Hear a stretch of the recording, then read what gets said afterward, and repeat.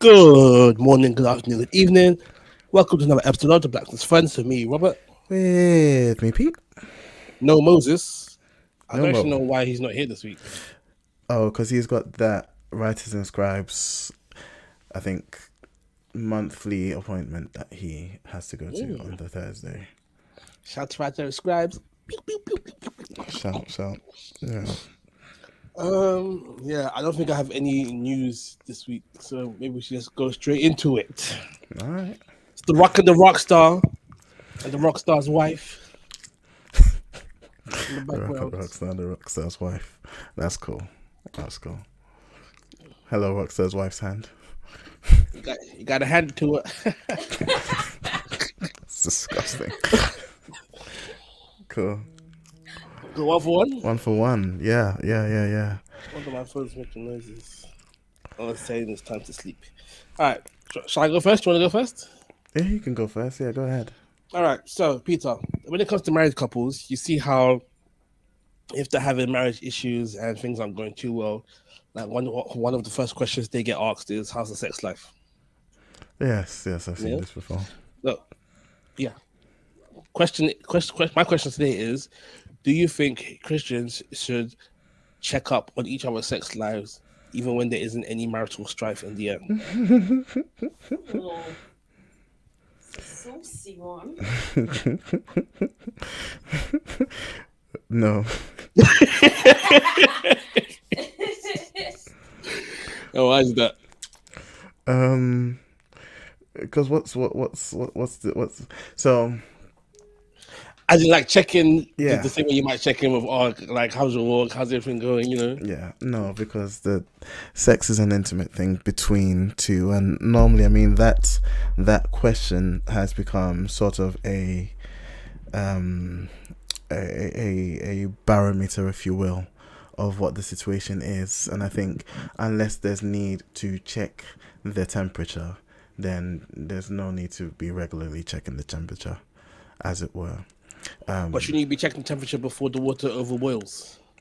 Yeah, but then I think there's other things you can check, and that checking that I don't think is is that the end or be all. Okay, you're smashing every night, but you're also smashing 2 other girls because you got the spirit of Solomon. Then what's the yes, the sex life is good, but yeah, it's of no consequence, as it were. It's of some consequence, very much. Well, as in asking about it, because I will ask and you say, yeah, sex life is good, we're smashing every night. And then it's like, but actually, there's other stuff going on. And so I think there are more important things to check in on a regular basis.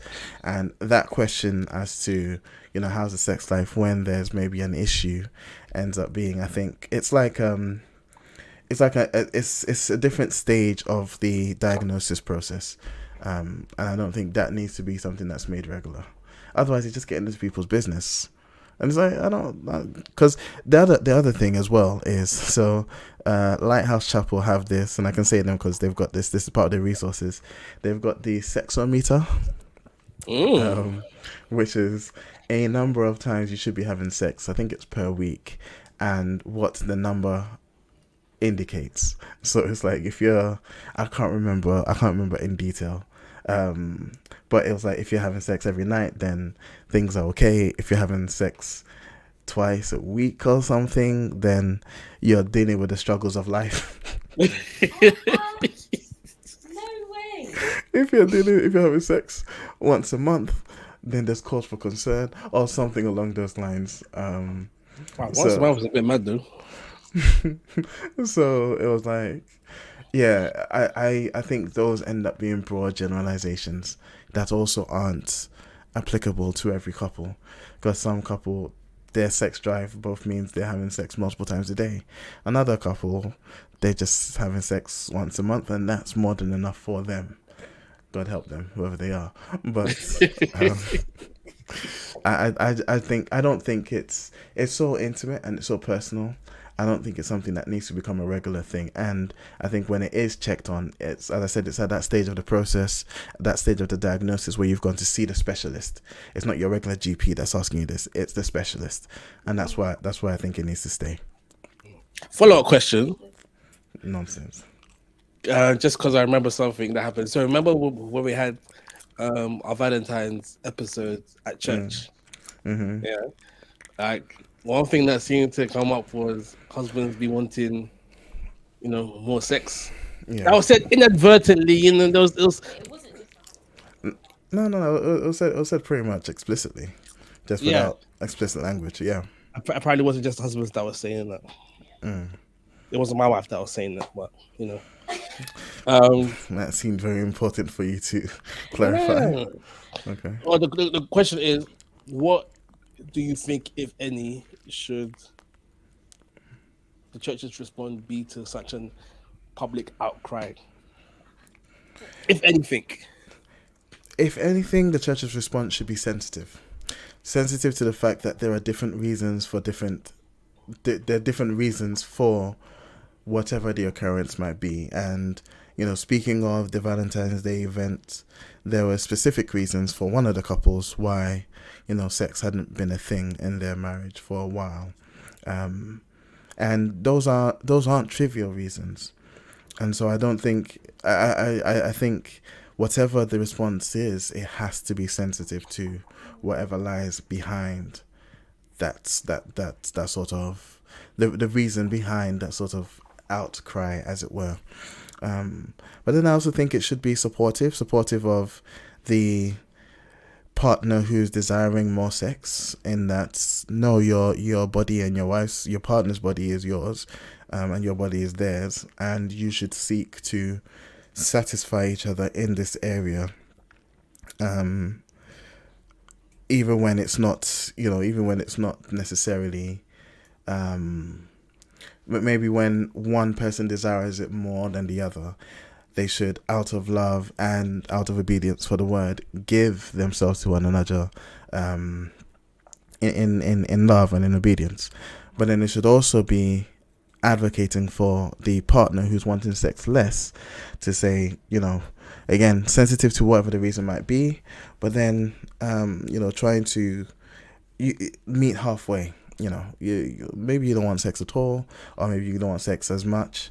The person wants sex all the time. You guys have to figure out a way of meeting halfway, because there's also giving up sex if the partner doesn't want it in love and in obedience to the word, in that your body is your husband's and your wife's, but then you also are called to steward that their body and to take care of them.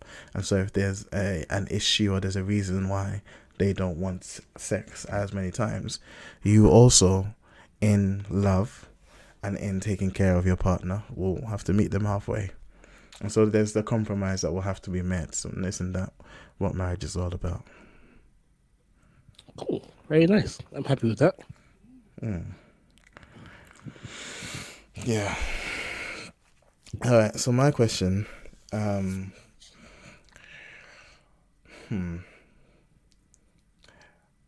want to ask this on the podcast because I've asked you guys before, and I've asked both of you before.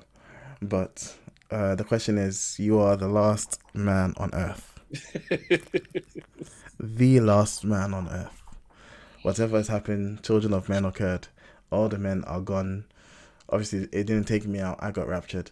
But for whatever reason, you're the last man on earth. Would you be monogamous?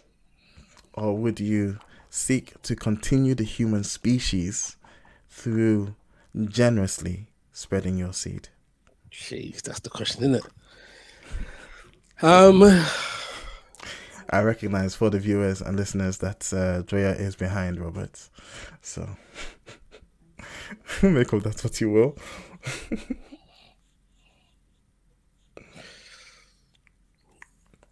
I don't. Well, to be honest, I think it. Like I remember the first time I asked this, I was just like, yeah, because I have to repopulate the earth. And it was late, so But I think that the big issue would be why all the men have disappeared. Like, Okay. like if it's a virus that is just killing off men, then me repopulating the world, and then the new men just dying, is not going to solve anything. Yeah, but then I mean, if you're gonna take it there, you've obviously not been killed by this virus, so it's likely I've got something the in your gene. genes. Jeez. I'm the superior race. Um. You are the superior race, bro. Alright. Okay, then in that instance, I think I might have to try and bear my cross. Wow.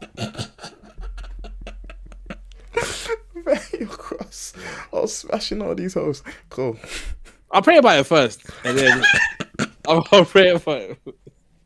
Because we've seen in the Old Testament, God makes provision, and God makes provision for situations. Yeah, well, and if my wife was really, really, really, really against it, I guess we could do that insemination thing. I could just knock one out, put Why the is that not the syringe. first option, though? Why is that not the first option? Because It would be more efficient. It would be more effective. no. That's not the way. That's not It the way it would should not be be done. as enjoyable, I guess.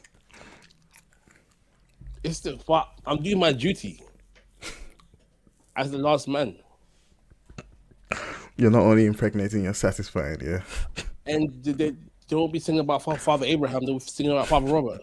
Had many sons. All right, cool. Many sons had Father Robert. I'll be the patriarch. God of Cool. Robert. That's what they be saying. Can I get an amen? Can I ask a follow-up, switch-up question? Go on then. If Drea was the last woman on Earth, would you let her repopulate the world by It taking would- other? No, because it doesn't work the same in reverse. It doesn't actually. Yeah, it's only so long you can be pregnant for. Cool. Oh, follow up question for me, for you. All right. If adultery wasn't a sin in God's eyes, if adultery wasn't a sin in God's eyes, and monogamy wasn't something that God said He wanted, one man go with one woman, do you think that you would be monogamous? So if it wasn't the case that adultery was a sin and monogamous wasn't prescribed, then I think our relationship with monogamy would be very different. It would be similar to, I imagine it would be similar to Abraham, Sarah, Hagar, Isaac, no, not Isaac, Jacob, Rachel, Leah, and her servants and stuff like. It wouldn't be a thing, if that makes sense. Yeah. And so not necessarily for the, and also I think then sex wouldn't be viewed as it is viewed now, because it's not adultery and is not prescribed for one person. So yeah, if the institution of marriage as defined in Genesis remains the same, that man will leave his wife and man will leave his father's house and cling to his wife, and the two shall become one. And sort of the requirements sort of for eldership and sexual morality in the Bible remain the same, then yes, I'd probably still be monogamous, because one of the requirements for eldership is that he's a man of one wife, in control of his household, and so that suggests to me this is something desirable of a person. Or of a person that's serving God. So if those things remain the same, then yes, I'd still be monogamous. But if by virtue of this, those things changed as well, then I don't think it would be as big a deal. And then it might just come down to, in addition to enjoyment, sort of propagating seed and stuff, as was in the case of, Jacob, Rachel, and Leah. It was literally like, I'm not giving birth. Here's my servant. Know her, that I might give birth through her, sort of thing. And so it wasn't a thing there. It wasn't like, what Leah purchased. Leah purchased Jacob's time. Is it Jacob? Yeah, Jacob. Jacob, yeah. Yeah. Later purchased Jacob's time by giving some fruits to Rachel. It's like, okay, if you give me the fruits, then Jacob, and he's like, yeah, I've purchased you. Come and then smash. And it's like, so it would be different. It would be different. Okay. Cool. All Cool. right. That's enough sex talk for now. Amen. Cool. Should we get into the topic for today? So, on the day of recording, it is World Book Day. Ooh. Did Zara dress up as anything? No, she didn't go into nursery, so we're thinking of dressing up tomorrow. We just don't know what she's going to go as. Oh, okay. And he told us, like, if we don't find anything, we might put her in some kente and she goes as an African, African queen. They all see it as a costume. We'll just see it as house clothes, but yeah.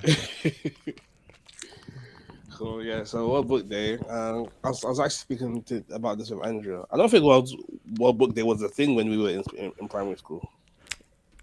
I don't know about But primary for you, school. obviously, it was not obviously a thing. That's so racist. What? That's so racist. We had books in Ghana.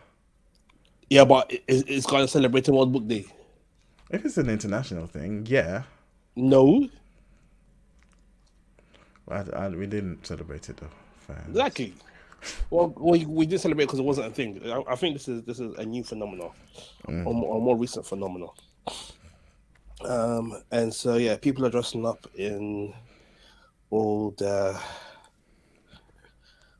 stuff. Let me see if I can find out when it started. Yeah. Yeah, so it's first celebrated in 1998. 98. Oh, Yeah. okay. Ah, interesting. Well, so I've been about 7, but I don't ever remember. Anyway, I was not going to dress up as anyone, even though I was reading the books. I was quite a reader. I enjoyed reading. Unlike my brothers, they do not seem to like reading at all. I could be doing some exposing, but I shall not, because brothers can look after brothers. Anyway, so one of the most famous authors of our time, Roald Dahl. Okay. Yeah, and I don't know if you've been hearing what's been happening with Roald Dahl recently with is it Penguin Books? No, I just saw that Matilda was back in theaters. Okay, so Penguin Books, who have the licenses to Roald Dahl's books, wanted to do some rewriting of them I may have heard of this. to make them more suitable for audiences of the modern era. Yeah. So I've got a list of the ones they wanted to change: Charlie and the Chocolate Factory, James and the Giant Peach, the Twits, Matilda, the Witches, and the BFG. They wanted to remove words such as ugly and fat. Oh my god. They wanted to not call the Oompa Loompa small men, but rather small people. And all of this good stuff. Okay. Yeah. And so they thought, they want to do this so that it would be more enjoyable for children of this era to enjoy the books. Inclusivity, you know how it goes. And obviously there was a lot of backlash, even from the Queen Consort. She said, you guys need to chill. Is this the same lady that said to the African lady, "Where do you come from"? No. That was another white I was like, she doesn't learn her lesson. But yeah, and so they decided not to change the so rather they'll make these new inclusive books, but keep the old ones as well. And it just got me thinking about the erasure of literature and how every day we seem to be getting closer and closer to 1984. What happened in 1984? And so that's the George Orwell book. I don't think I've seen it. I read it. You would love it. So in as part of what happens, it's like a dystopia. And as part of it, there's a constant rewriting of history and literature. to keep up with the morals and ideals of the present.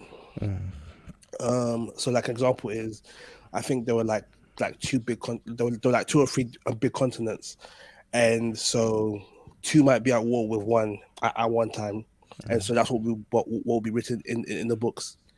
But then When they make up, or they get yeah, into a fight with the other one. yeah, and then they won't just Revise say, okay, history. now we're fighting. They'll wipe out the whole history and say the fight has always been this, and yeah, and I think we're also seeing it in like Disney movies and stuff.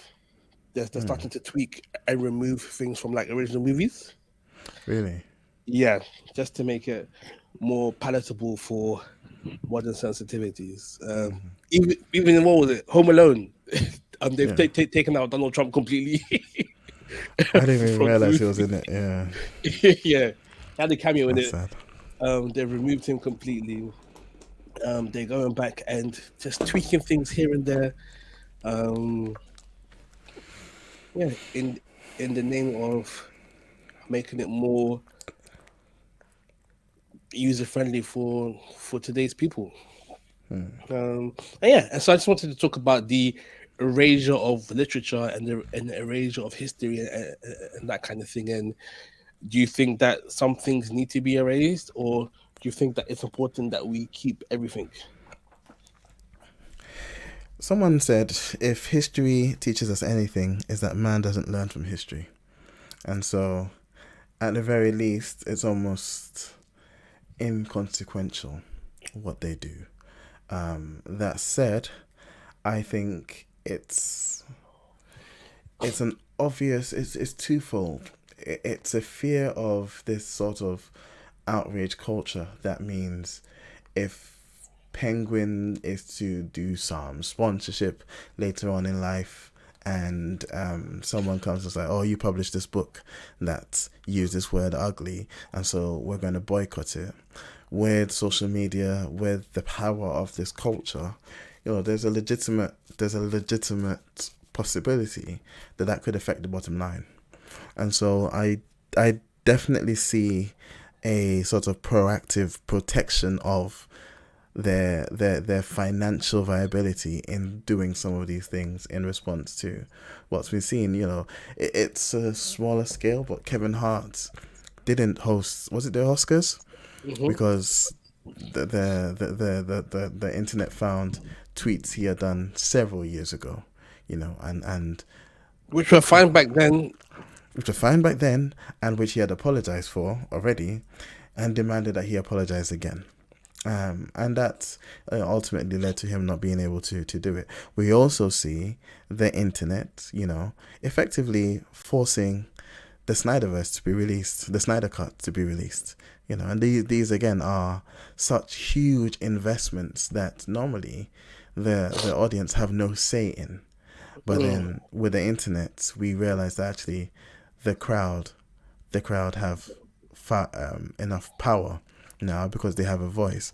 Which again, I'm sort of just because my head is going there, goes back to the Tower of Babel and what happened when people had one language and one voice, which is kind of what the internet has given people, is one voice, or at least the appearance of one voice. And it's interesting the significance of what happens when people have one voice. So I think there's that, but then I also think, and this is sort of maybe the more spiritual aspect of things, I think what is happening by the prince of the power of the air. And so if you're not a Christian, you might think this is theoretical or conspiracy theory. But if you are a Christian, then you should be aware, you should be cognizant of the fact that as we are on this earth, this is the enemy's domain. And I think there's a concerted effort by the one pulling the strings. Now, he might not be pulling the strings with Illuminati. He might not be pulling the strings with like some covert family that do occultist things. He might just be pulling the strings with people in prominent places that aren't Christian.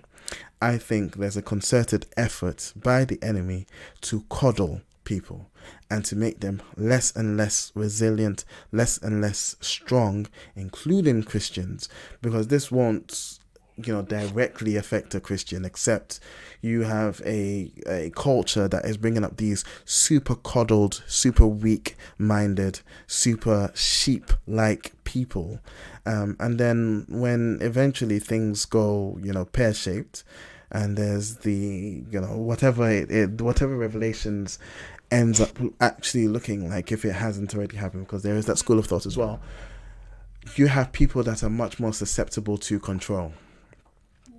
And I think that's what's happening with a lot of this, a lot of revisionist history, a lot of fear of using certain words, because you're making people soft by not exposing them to truth. Like now, I literally have to revise my understanding of the English language to satisfy someone's opinion of themselves, regardless of whether or not that makes biological sense. I need to refer to, like, anytime Ezra Miller does anything, I get confused reading about it, because I'm like, they did this. I'm like, who is it?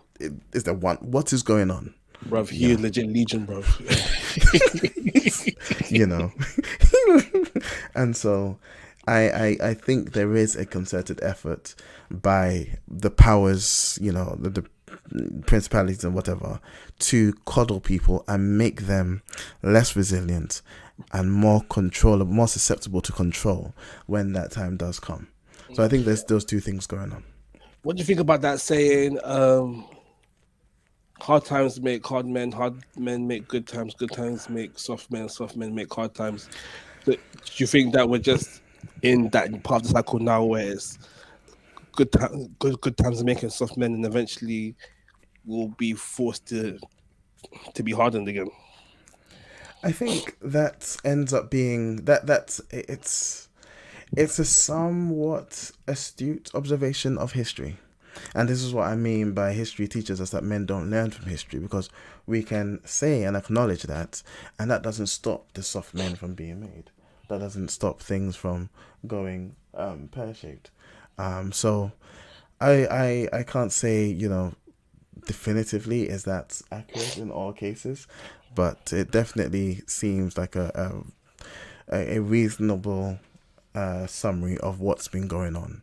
You look at history, you look at the way nations are made, the way nations fall, and there seems to be that pattern. So in terms of being resilient, so another author they were talking about was Enid Blythe. Enid Blyton or Enid Bly? Whatever her name I is. don't know Enid Bly. I think it's Enid Blythe. Let me have a quick look. And so she, Enid Blyton. Yeah, famous five. Famous five. So apparently she had the book called The Three Little Negroes. That's right. And so they went and changed the name of that book. And then there was another book where there was like a black doll, and it was being outcast by the other dolls until it went and stood in the rain, and then the rain washed away all the black and made it white again. Damn. And, and then all the dolls accepted. That's right. Yo, tell me how you feel. Tell me how you really feel. So with stories like those, you think that, looking at the time we're in now, is it right to put those to the side, or is it a thing that we should be saying, "Oh, just man up. If you don't like it, don't read it"? No, because it's part of history, and I think it's important that we know those books existed, because it speaks to the times. Like, it legitimately speaks to the times, and I think we shouldn't wash these things away. We shouldn't ignore them. We shouldn't. It's effectively putting your head in the sand and acting like it's always been okay. It hasn't, and so I think those things should remain. Enid Blyton, I actually, so the name stood out to me because once this whole, LGBTQ plus thing started popping off, I realized that actually some of the seeds of that were planted a lot earlier. And her famous five, I think it's George in the famous five, who is a girl but wants to be referred to as a boy, and has changed her name to George and was wearing boys' clothes. And that was in Famous Five. And this is a thing that I watched growing up. Like, legitimately, Famous Five was supposed to be like, kind of like the Hardy Boys, kind of like Scooby-Doo gang, like solving stuff. At least that's how I remember it. And you had this, and it never occurred to me. It never was like significant, but I can only imagine, how many of the LGBTQ from our generation were inspired to see a girl who, identified as a boy at the time. There was not that language, and it was sort of, it was masked. It was very well masked. It's just sort of, yeah, George is a playboy or tomboy or whatever, and that. But she legitimately changed her name. I think her name was Georgie or Georgina or whatever, made it George, and also would wear boys' clothes. And it was right there, right in front of us, So I think these things I think they should be preserved for what they are. It's the same problem with sort of whitewashing, not even whitewashing, but almost trying to hide slavery. Like they don't get, I don't know actually. I don't know if they get taught a lot about slavery in this country. I don't remember getting taught about slavery. Yeah, exactly. I don't remember it either. And sort of Britain's involvement in it, that sort of gets swept under the carpet, nicely. I was like, no, we need to be cognizant of these things and of the ills and the flaws that our nation has had, in order to just be realistic about where we need to go. The Crusades and all of these things end up being hidden, and so no, I don't think these things need to be sanitized for current sensibilities. I think people need to recognize that things have not always been a certain way. What do you think? I totally agree. History is what history is, and in the same way you can go to a museum and look at things from the past, you should be able to read a book and be like, "Oh, this is what people were doing." Like I think about old school Disney, where they would have their Gollywog like characters, when they had the Africans doing a Unga Bunga kind of stuff, think about Mr. Popo, think about the original Pokemon Jinx, before it was purple, she was black, she was legit black fit. I've heard that thing about anime and how they do black people. Yeah, and even I'm thinking about flipping, is it Lady in the Tramp? Lady in the With Tramp. the Siamese cats. We are Siamese, if you please. Yo, that was crazy. To even Dumbo, where you had the crows that would like the black guy singing. Yeah. Fact, all of that stuff is great. Sometimes we might look back at it now and feel like, right, that's a bit mad. But it shows a growth and how things have evolved. Yeah. And the problem with cancel this, erase this is you might think you're on the right side of justice now, but even this conversation that we're having right now, in 10, 20 years, we could lose everything because of what we're saying. Yeah. And the same people who are coming with the pitchforks might come for you one day. So it's a dangerous game to play. Either that, or you will be continuously made to conform to what the masses are saying. This is the right thing to do, or this is the right way to think. And there's only one right way to think. There's only one right way to do it. Like I remember when Joe Biden was on the Breakfast Club, and then Charlemagne the God asked him, "Why should black people vote for him?" And he was like, "If you don't vote for me, you ain't black." I said, black people are a monolith, and all black people should think one way and have one political view. And if you deviate from this, then you're not black. And I think we see that in our culture. Like, if you don't talk a certain way, you're talking like a white person. I said black people can't talk a whole different way, different ways. And even with that, there's something insidious there. There's something very insidious there that because the way a black person talks as presented by that rhetoric is, well, wrong. Like that's not how the English language works. And so it's like, for you to speak, the underlying sort of very subtle idea is, to be black is to be uneducated and wrong, and to be right is to be educated and sort of articulate. And it's like, If that's not the devil, I don't know what is. and and in trying to be inclusive, we're just causing so much more division than there was before. You know what? Maybe the world just needs to burn and then regrow from the ashes once again. You know, Well, God said He wouldn't do a flood. Maybe we could have a worldwide earthquake, well, that's the expectation, isn't it? or maybe parademons will come. Who knows? Who knows? Yeah. Okay. All right. Talking about revisionistness. That's the word I just made up. Evidently. Um, how do you feel about there being so many translations of the Bible? Some some quote unquote better than others. Some like the message. Yo, relax. If people that like the message, man. And do you feel like there's any need for any more translations of the Bible, or do you think that with the plethora we have at the minute, it's enough? At least for like the English written ones, you know. No, because I think the beauty of God's word is that it's designed in such a way that so long as you come to the word with the right intent, regardless of its translation, God is able to meet you. And so I think, whatever the translation is, and all of these translations end up having different reasons behind their translation, be it, making it, recontextualizing the language with today's language, like the message, or based on newer findings on advancements in archaeological finds and what that means for our understanding of translations. Because again, we do by grace have significantly close to the original manuscripts, right? And so there is always the original upon which these things are based. And what we're finding is they are improving in their ability to translate.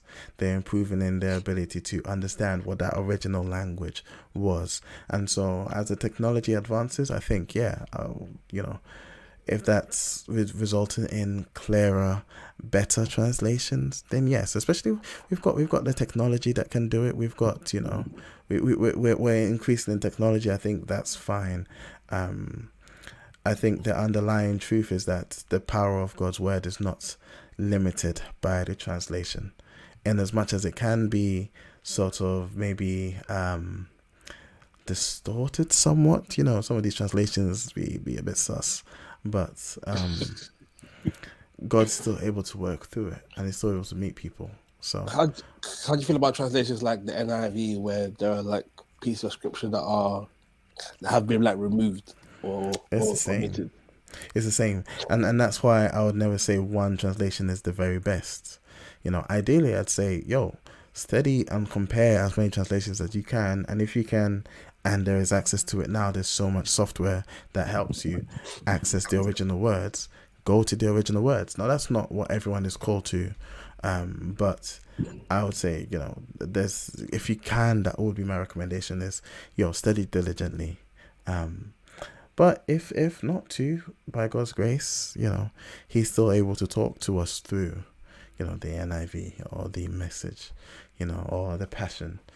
He's still able to communicate something. I know the passion's all right. I like the passion. Yeah, look into who wrote the passion or how many people wrote the passion. Who wrote the passion? No, it wasn't a bad person. It was just one person. It was one person's interpretation. It's like, okay. Is that bad? When it comes to translating stuff like that, you want a team. Even a Septuagint was written by 70 or 77. You don't want one person and they're going to account for all the various possibilities. Yeah. But again, but if it's 70 people, I'm assuming they would have had like similar backgrounds. So it's the fact that there's 70 of them better if they're all coming from the same place. You've heard. Well, they were all from different. I think they're all from different tribes, and so that's why there's a difference between 70 and it was how many from each tribe that made 70. I can't remember. But yeah, there's that.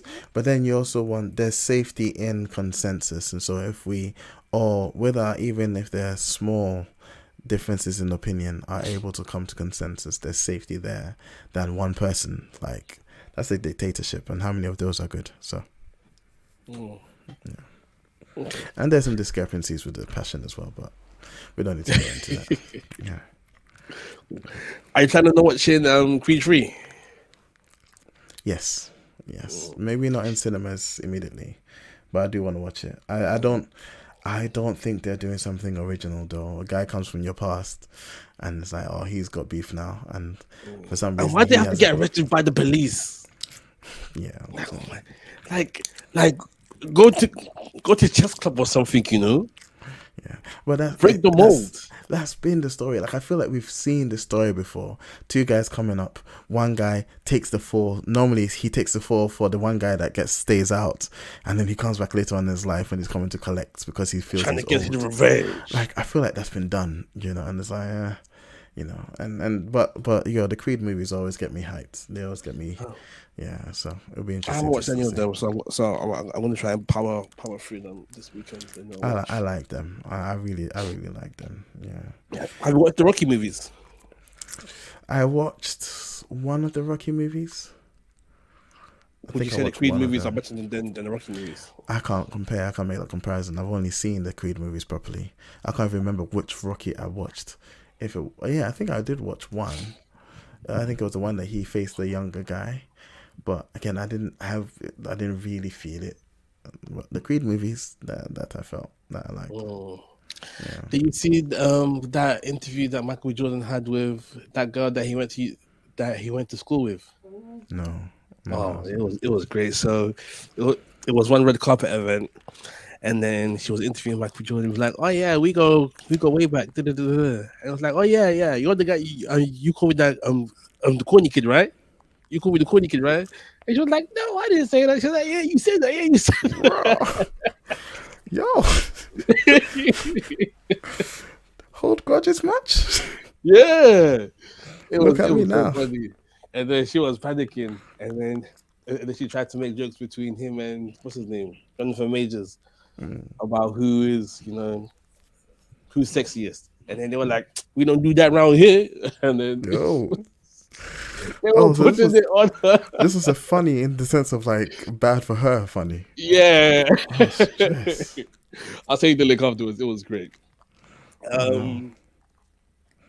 It was funny. It was great. What do you think about come ups? So, do you think that there are things from our past that we should hold on for and give receipts if we're given the opportunity, or do you think bygones should just be bygones? I don't like boxes, but I guess people would put me into the box of stoic when it comes to like philosophy and stuff like that. And so I think holding on to stuff ends up being more burden on you. What if you don't get the opportunity to give receipts and you've carried this your whole life? For what reason? And Just all for the these, hope that you can, just for the hope. I see that as a waste of time. Everything that we go through shapes us and brings us to where we are now. I don't think there's any need for sort of, oh, look at me now sort of thing. I don't believe in that. So yeah, I wouldn't do it. But it's Yeah, because you don't like stunning. it's funny when you see it done though. It's hilarious. It's hilarious. Yeah. Oh, Yeah. You I'm guessing, are you holding on to anything from your past that if you see this person you'll be like, yeah. ah. There's a couple old girlfriends that were like, "Oh yeah."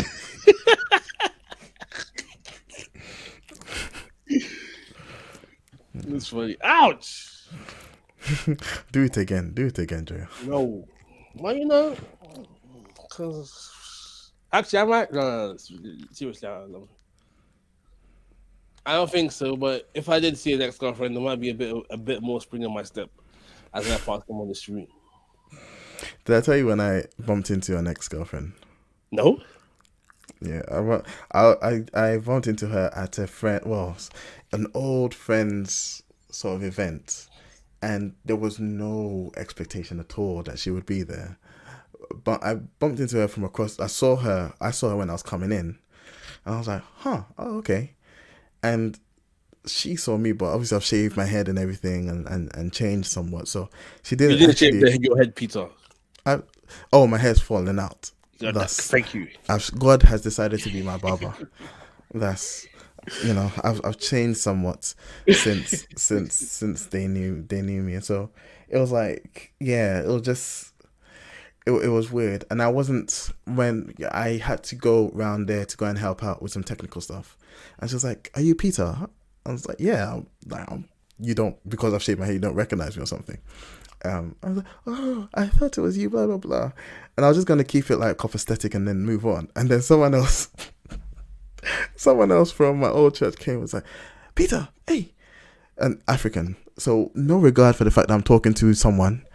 "Peter, hey, do you live in Kent?" I was like, "Yes." "Oh, I have seen you with your daughter and your lovely wife." And I'm like, "Yo," I was gonna just keep all that quiet and keep moving on. Nah, you just done on these hoes sometimes. And then she was like, "Oh, you're married and you got a child." I was like, "Oh yeah." I was like, "Cool." I just kept it moving. I didn't wanna tell her No, all no, my no, business, no, but no. yeah. And then after you say that, you say, so how's your husband doing?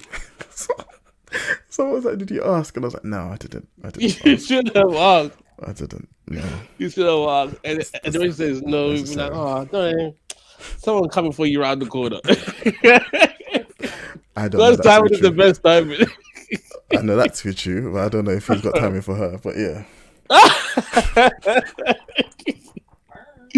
Why, Peter? Why? I didn't feel the need to do all of that. I wanted to just move on quickly, and be gone.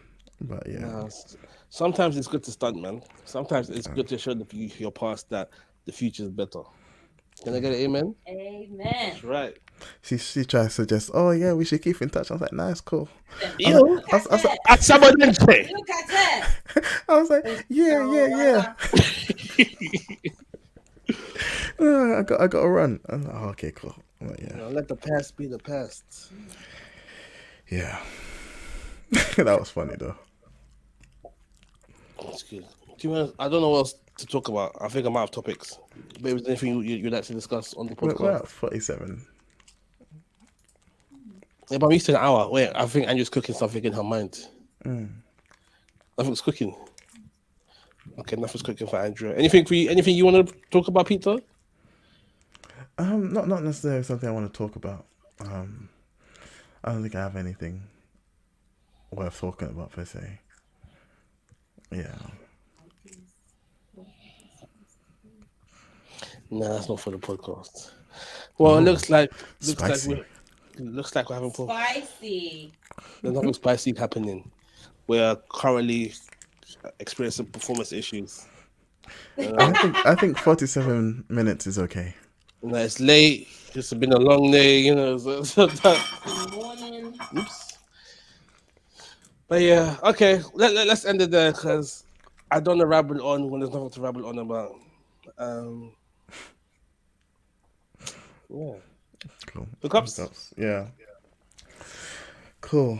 My hookup will be some. Well, actually, no. This comes out on Monday, so there's no point. There's no point in that hookup. Yeah, no, you go first. I had a hookup, but it'll be gone by Monday. So Okay. Well, I've got two hookups. Thanks. okay. The first one is a movie called Broker.